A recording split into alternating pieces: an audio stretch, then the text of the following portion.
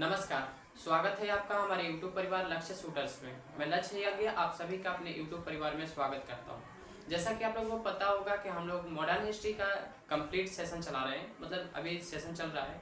उसमें से हम लोगों को आज पार्ट नंबर 2 पढ़ना है। पार्ट नंबर 1 मैंने क्या पढ़ा दिया था, जिसमें मैंने बात किया था कि जो भारत है उसको आखिर सोने की चिड़िया क्यों कहा जाता है और आंग्ल कर्नाटक युद्ध किसके किसके बीच में प्रथम लड़ा गया था, क्यों लड़ा गया था, इस पे मैंने बात कर दिया था। अब देखिए एक छोटा सा बात आता है भैया कि आखिर जो प्रथम आंग्ल कर्नाटक युद्ध चल रहा था उसमें विजेता कौन हुआ था? क्या फ्रांसीसी हुए थे या फिर अंग्रेज हुए थे? तो इसमें जो थे फ्रांसीसी हुए थे। फ्रांसीसी के तरफ से कौन लड़ रहा था और कितने सैनिक थे? तो फ्रांसीसी के तरफ से 330 सैनिक थे और उसमें जो मतलब इसका नेतृत्व कर रहा था डुप्ले कर रहा था, ठीक है।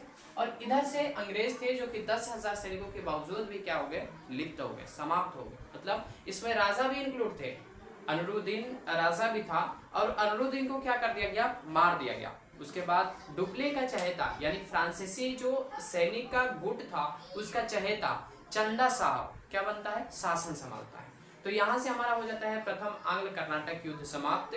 देन अब चलते हैं आंग्ल द्वितीय युद्ध, जिसे हम लोग आम्बूर के युद्ध के नाम से भी जानते हैं। इस युद्ध का नाम है क्या, आम्बूर का युद्ध। अब इस युद्ध को हम लोग ध्यान से पढ़ेंगे और ध्यान से देखेंगे। आई होप आप लोगों को, मुझे आशा है कि आप लोगों को अच्छे से समझ में आएगा। अगर अच्छे से समझ में आता है तो हमारे वीडियोस को लाइक कर दीजिएगा, हमारे चैनल को सब्सक्राइब कर दीजिएगा और भी हमारे जो सेशन है करंट अफेयर का ठीक राइट कर सकते हैं। 9 बजे लाइव क्लास चलता है, सुबह के 9 बजे आप उस लाइव सेशन में जरूर जुड़िएगा। अब देखिए मैं पढ़ाऊंगा आज आम्बूर का युद्ध, जिसे हम लोग आंग्ल कर्नाटक का द्वितीय युद्ध के नाम से जानते हैं। इससे सबसे पहले मैं बात करूंगा कि ये जो कर्नाटक नाम बेशक है लेकिन कर्नाटक में लड़ा नहीं जा रहा था, कि लड़ा कहाँ से जा रहा था, हैदराबाद के आसपास लड़ा जा रहा था। तो उस टाइम में जो हैदराबाद के संस्थापक अगर आपसे पूछता है, सबसे पहले हैदराबाद के संस्थापक कौन थे ये पूछ सकता है, who is the founder of Hyderabad. तो हैदराबाद के जो संस्थापक थे निजामुल हक थे, जो कि क्या हो गए भैया, मर गए। आपको पता होगा कि जब एक राजा मरता है तो द्वितीय राजा क्या होता है, उसके गद्दे पे आ जाता है। और राजा में हो सकता है कुछ राजा योग्य भी होते हैं, कुछ राजा अयोग्य भी होते हैं। यानी आपको अच्छे से पता है, जब हम लोग पीछे से पढ़ रहे थे तो उसमें आप लोग को अच्छे से बताया हुआ था कि एक राजा का यदि उदय होगा तो दूसरे का क्या हो जाएगा, पतन हो जाएगा। मेरी आपसे रिक्वेस्ट है कि अगर बाई चांस कहीं मुझे मात्रा में मिस्टेक हो गया होगा तो प्लीज उसे कॉपरेट करिएगा, ठीक है। मात्रा से में कोई मतलब नहीं रहता है, हम लोगों को मेन मतलब रहता है जानकारी से, नॉलेज से, ठीक है। तो अब देखिए जो हमारे कह सकते हैं कि निजामुल हक था, जिसने हैदराबाद की नींव डाली थी या फिर संस्थापक जो था भैया, उसको क्या हो गया कि वो मर गया। अब भाई आकस्मिक कुछ भी हो जाते हैं, मृत्यु तो हो ही जाएगा। तो आपको पता है भैया कि उसकी जगह पे यानी कि उस गद्दी पे कोई ना कोई तो व्यक्ति आएगा। जाहिर सी बात है, मैंने कई बार आपको कह दिया कि एक राजा का उदय होगा तो दूसरा का क्या हो जाएगा, पतन हो जाएगा। तो यहाँ पे एक राजा उदय करता है, मतलब इसका क्या होता है, उत्तरदायी बनता है नसीरगंज। अब देखिए आपको पता होगा कि उसी टाइम एक युद्ध चल रहा था फ्रांसीसी और अंग्रेजों का। तो इसमें क्या होता है, आपके नसीरगंज मारे जाते हैं, नसीरगंज जो राजा रहते हैं वो मारे जाते हैं। देखिए एक मैं चीज आपको बता दूं, राजा का यही दायित्व तो होता है कि अपनी प्रजा को क्या करे, आराम से देखकर समय के अनुसार अपने प्रजा को क्या करे, चलाए। लेकिन ये उतने योग्य राजा हम कह सकते हैं कि नहीं साबित हुए और ये क्या हो गए, मारे गए। अब देखिए जब मारा जाएगा तो भैया यहाँ पे डुप्ले के चहेता या फिर कह सकते हैं चहेता या फिर कह सकते हैं आप फ्रांसीसी के चहेता को राजा बनाया गया, जिसका नाम था मुजफ्फरगंज। आप लोग नाम को केयर कर करिएगा क्योंकि नाम ज्यादातर पूछा जाता है। पहले कौन था, संस्थापक कौन था हैदराबाद का भैया, मैंने बता दिया निजामुल हक थे, जो कि खुद अपने से किसी कारणवश मर गए। उनके बाद उनका उत्तराधिकारी कौन बना, नसीरगंज बना, जिससे कि मार दिया गया। उसके बाद उत्तराधिकारी कौन बनना, तो मुजफ्फरगंज बना, जो कि फ्रांसीसी का चहेता था। अब बात यहाँ से थोड़ा कह सकते हैं हमारी कहानी को मोड़ देना है। कहानी के मोड़ का मतलब जानते हैं ना, फिल्मों में क्या होता है, फ्लैशबैक किया जाता है। यहाँ से देखिए अंग्रेज एकदम त्रस्त हो चुके थे, एकदम मतलब उन्हें समझ में नहीं आ रहा था कि अब इंडिया में करे क्या, क्या वापस लौट जाए। सब लोग भयभीत था, अभी मैं बताऊंगा भी। लेकिन एक कहा जाता है, एक कहावत है, चुनौतियां योग्य व्यक्ति की कह सकते चुनौतियां जो होती है योग्य व्यक्ति की अवसर होती है। यानी कि जो आपको चुनौती मिलेगा वो आपके योग्यता के ऊपर होता है। हमारे पास कितनी योग्यता, उसे निखारने के लिए हमें क्या मिलता है, चुनौती मिलता है। और इस चुनौती को हमें स्वीकार करना चाहिए। जब तक हम चुनौती स्वीकार नहीं कर पाते हैं तब तक हम योग्य हैं या अयोग्य हैं इस बात का पता नहीं चलता है। आपको पता होगा पिछले कई राजाओं ने उदय किया, जैसे कि राज बना बनाया मिला हुआ था, लेकिन फिर भी उनका राज्य रह नहीं गया। ठीक वही हमारे पास भी होगा। अगर हम लोग अयोग्य रह जाते हैं तो हमारा राज्य, हमारा साम्राज्य चाहे कितना भी बड़ा क्यों ना हो, वो क्या हो जाएगा, डिस्ट्रॉय हो जाएगा, जिसे हम लोग हिंदी में नष्ट हो जाना कहते हैं। ठीक है, अब देखिए यहाँ पे क्या हुआ कि ECI मैंने लिखा है। देखिए ECI का मतलब होता है ईस्ट इंडिया कंपनी, जो कि आपको पता है अंग्रेजों के लिए मैंने लिखा है। ठीक है, अब देखिए मैंने आपको पहले ही बता दिया कि जो चुनौतियां होती है योग्य व्यक्ति की क्या होती है भैया, अवसर होती है। यहाँ से एक व्यक्ति को अवसर मिलेगा जिसका नाम है रॉबर्ट क्लाइव।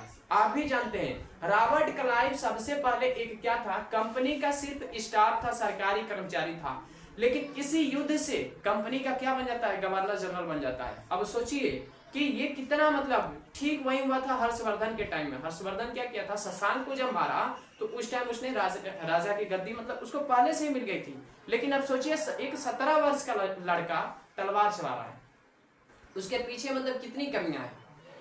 कह सकते हैं कि उसके बाप नहीं है, उसके भाई नहीं है, उसके कह सकते हैं कि वो क्या बोला जाता है, उसके जीजा को भी मार दिया गया है, तो उसके तरफ से कोई नहीं है, लेकिन फिर भी 17 साल का लड़का क्या किया, युद्ध किया। इसलिए मैंने बोला कि जो चुनौती होती है योग्य व्यक्ति की क्या होती है भैया, एक अवसर होती है। अब देखिए यहाँ से भयभीत होकर हमारी ईस्ट इंडिया कंपनी यानी कह सकते हैं अंग्रेज जो थे तिरुचिरापल्ली में, तिरुचिरापल्ली कहाँ पे है, हैदराबाद में ही है, इसमें क्या हुई थी, इसमें मोहम्मद अली के साथ बैठी थी। मोहम्मद अली किसका बेटा था, नसीरगंज का मोहम्मद अली बेटा था। नसीरगंज जो थे उनका बेटा मोहम्मद अली थे। अब देखिए एक चीज तो यहाँ से आपको दायित्व का पता चल जाता है कि भैया मोहम्मद अली किसी काम के नहीं थे, इसलिए तो चुपचाप बैठे थे, इनका राज चला गया, चुपचाप बैठे रह गए।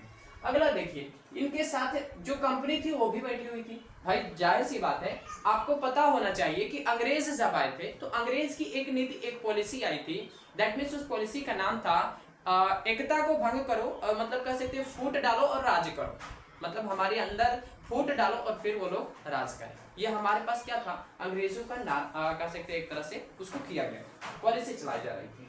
अब इसमें देखिए इतना इसने फ्रांसीसी से लात खाया, अंग्रेज लोग इतना लात खाया कि बेचारा भयभीत हो गया, बेचारा डर गया, और डर कर कहाँ चला गया, तिरुचिरापल्ली में यानी कि हैदराबाद में चला गया।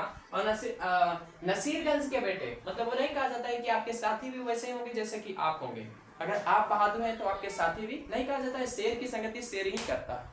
अब आगे देखिए इसी समय क्या हुआ, ECI यानी ईस्ट इंडिया कंपनी के एक कर्मचारी ने जिसका नाम था रॉबर्ट क्लाइव ने कंपनी से क्या मांगा, एक मौका मांगा, यानी एक अवसर मांगा। कंपनी थोड़ा भयभीत हुई, पहले तो मतलब उसने सोचा कि बताओ एक स्टाफ मतलब एक कह सकते कर्मचारी क्या करेगा, लेकिन फिर भी कहा कि अभी भी हमारी कंपनी कौन सा आसमान पे है, सहते हैं घाटा, क्या करना है, नहीं कह सकते, कभी कभी ये लोग घाटा सहने के लिए भी तैयार रहते हैं। तो इसने कहा कोई बात नहीं, हम लोग क्या करते हैं, एक इसको मौका देते हैं, ले जाओ, मौका दे रहे हैं और देखते हैं कि ये क्या करता है। और रॉबर्ट क्लाइव ने इतना अच्छे से काम किया, इतना मतलब कह सकते हैं कि बेस्ट काम किया कि उसको एक कर्मचारी से डायरेक्टली क्या नियुक्त किया गया, गवर्नर जनरल। सुनिए यहाँ पे हम लोग का 3 पदवी चला था, पहला गवर्नर, फिर गवर्नर जनरल, उसके बाद वायसराय। ठीक है, वायसराय, इसी का प्रमोशन हो जाएगा और फिर बनेगा ये वायसराय। अब एक चीज देखिए, बीच में इसकी एक गैपिंग छुट्टी है, ये गवर्नर न बनकर क्या बना है, गवर्नर जनरल बन गया, यानी कि गवर्नर से बड़ा होता है गवर्नर जनरल और गवर्नर जनरल से बड़ा होता है वायसराय।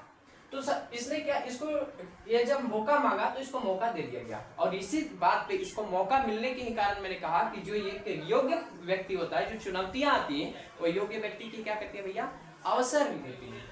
हमें कोई चुनौती दे रहा है, इसका मतलब ये क्या है कि मुझे योग्य होने के मतलब मुझे प्रूव करना है। और दोनों राजाओं को मरवा दिया, देख लो।